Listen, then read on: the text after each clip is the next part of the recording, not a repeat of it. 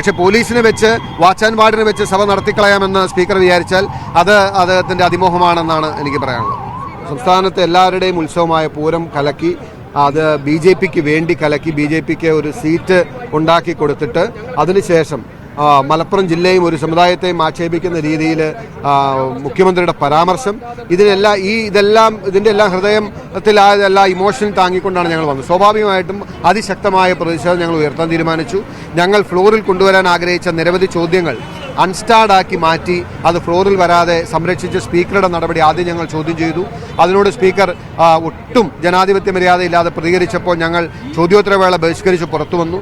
പ്രതിപക്ഷം ബഹിഷ്കരിച്ച സമയത്ത് സ്വാഭാവികമായിട്ടും സ്പീക്കറും മുഖ്യമന്ത്രിയും മന്ത്രിമാരും അവസരം മുതലെടുത്ത് പ്രതിപക്ഷ നേതാവിനെയും പ്രതിപക്ഷത്തെയും ഒരു ജനാധിപത്യ മര്യാദയില്ലാത്ത രീതിയിൽ ആക്ഷേപിക്കുകയും അധിക്ഷേപിക്കുകയും വളരെ മോശവും മ്ലേച്ഛവുമായ രീതിയിൽ പരാമർശങ്ങൾ നടത്തിയപ്പോൾ ഞങ്ങൾ തിരിച്ചു വന്നപ്പോൾ സ്വാഭാവികമായിട്ടും അത് ഞങ്ങൾക്ക് ചോദ്യം ചെയ്യാതിരിക്കാൻ കഴിയില്ല.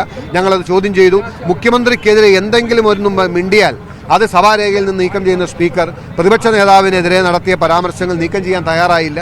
അങ്ങനെയാണ് പ്രക്ഷോഭം കടുത്തത്. ഞങ്ങൾ അടിയന്തര പ്രമേയമായി നൽകിയിരുന്ന വിഷയത്തിൽ നിന്നും ഈ സർക്കാർ അടിയന്തര പ്രമേയം അനുമതി നൽകി. അടിയന്തര പ്രമേയം അനുമതി നൽകിയിട്ടും ഇത്തരത്തിൽ പ്രതിപക്ഷം വീണ്ടും ബഹിഷ്കരിക്കുന്ന അല്ലെങ്കിൽ പ്രതിഷേധിക്കുന്നത് ഒളിച്ചോട്ടമാണല്ലെങ്കിൽ അതിനുള്ളൊരു ആത്മവിശ്വാസം ഇല്ലാത്തത് കൊണ്ടാണെന്നാണ് ഇപ്പോൾ വാർത്താ സമ്മേളനം നടത്തിയപ്പോഴും പാർലമെന്ററി കാര്യമന്ത്രി പറഞ്ഞത്. അതേ അഭിപ്രായം സഭയിൽ മുഖ്യമന്ത്രി അടക്കമുള്ളവർ ഉന്നയിക്കുകയും ചെയ്യും. അതിൻ്റെ അകത്ത് മുഖ്യമന്ത്രിക്ക് ഒട്ടും ആശങ്ക സർക്കാരിന് വേണ്ട.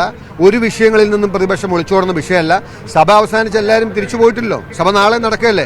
ഇത് തന്നെയാണ് വിഷയങ്ങൾ. ഈ വിഷയങ്ങൾ തന്നെ നിയമസഭയിൽ വരും. നിയമസഭയുടെ ഫ്ലോറിൽ കൊണ്ടുവരും. ഞങ്ങൾ അത് അടിയന്തര പ്രമേയമായി കൊണ്ടുവരും. ചർച്ച ചെയ്യാം. ഞങ്ങൾ ആരും പക്ഷേ ഒരു അടിയന്തര പ്രമേയത്തിന് അനുമതി തന്നു എന്നുള്ളതിൻ്റെ പേരിൽ എന്തും പറഞ്ഞു കളയാമെന്ന് വിചാരിച്ചാൽ ഞങ്ങൾ അംഗീകരിക്കില്ല. അതുകൊണ്ട് ഇത് തന്നെയാണ് ഇനി മുമ്പോട്ടുള്ള അജണ്ട. ഇത് തന്നെയാണ് ഞങ്ങളുടെ വിഷയം. ഇത് തന്നെയാണ് ഞങ്ങൾ സഭയിൽ കൊണ്ടുവരാനും ചർച്ച ചെയ്യാനും പോകുന്നത്. താങ്കൾ ഡയസിലേക്ക് കയറിയപ്പോൾ വാച്ച് ആൻഡ് വാർഡ് അടക്കമുള്ളവർ ബലം പ്രയോഗിച്ച് നീക്കം ചെയ്യുന്നത് കണ്ടു. ഡയസിൽ നിന്ന് താങ്കൾ മുദ്രാവാക്യം വിളിച്ചു. അത്തരത്തിൽ മറ്റൊരു തലത്തിൽ ഉള്ള പ്രതിഷേധങ്ങൾക്ക് കൂടി സ്പീക്കർ ഡയസ് വേദിയായി. ഞാൻ നേരത്തെ പറഞ്ഞ പോലെ ഇന്ന് വളരെ പ്രക്ഷുബ്ധമായ ഒരു രാഷ്ട്രീയ സാഹചര്യത്തിലാണ് സഭ നടക്കുന്നത്. സ്വാഭാവികമായിട്ടും ആ ഒരു പ്രതിപക്ഷ വികാരം ഞങ്ങൾ പ്രകടിപ്പിക്കുകയും അതിൻ്റെ ഭാഗമായി അതിശക്തമായി സ്പീക്കറുടെ നിഷേധാത്മക നിലപാടിനെ ചോദ്യം ചെയ്യാതിരിക്കാൻ കഴിയില്ല.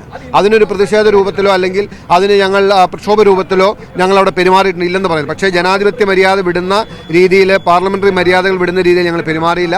പക്ഷേ അങ്ങനെ വന്നപ്പോൾ പോലീസിനെ ഉപയോഗിച്ച് ഞങ്ങളെ പിന്തിരിപ്പിക്കാൻ പരിശ്രമിച്ച സ്പീക്കറാണ് പോലീസിനെ അയച്ചത്. ഇങ്ങനെയൊരു നടപടിക്രമം നേരത്തെ ഉള്ളതായിട്ട് എനിക്ക് തോന്നുന്നില്ല. സാധാരണഗതിയിൽ പ്രതിപക്ഷാംഗങ്ങളുടെ പ്രക്ഷോഭത്തെയും പ്രതിഷേധത്തെയും വലിയൊരളവ് വരെ ജനാധിപത്യ മര്യാദയോടുകൂടി അതിനെ ഉൾക്കൊള്ളുന്നൊരു സമീപനമാണ് മുൻകാലത്ത് സ്പീക്കർമാർക്കുണ്ടായിരുന്നത്. പക്ഷേ പോലീസിനെ വെച്ച് വാച്ച് ആൻഡ് വാർഡിനെ വെച്ച് സഭ നടത്തിക്കളയാമെന്ന് സ്പീക്കർ വിചാരിച്ചാൽ അത് അദ്ദേഹത്തിൻ്റെ അതിമോഹമാണെന്നാണ് എനിക്ക് പറയാനുള്ളത്.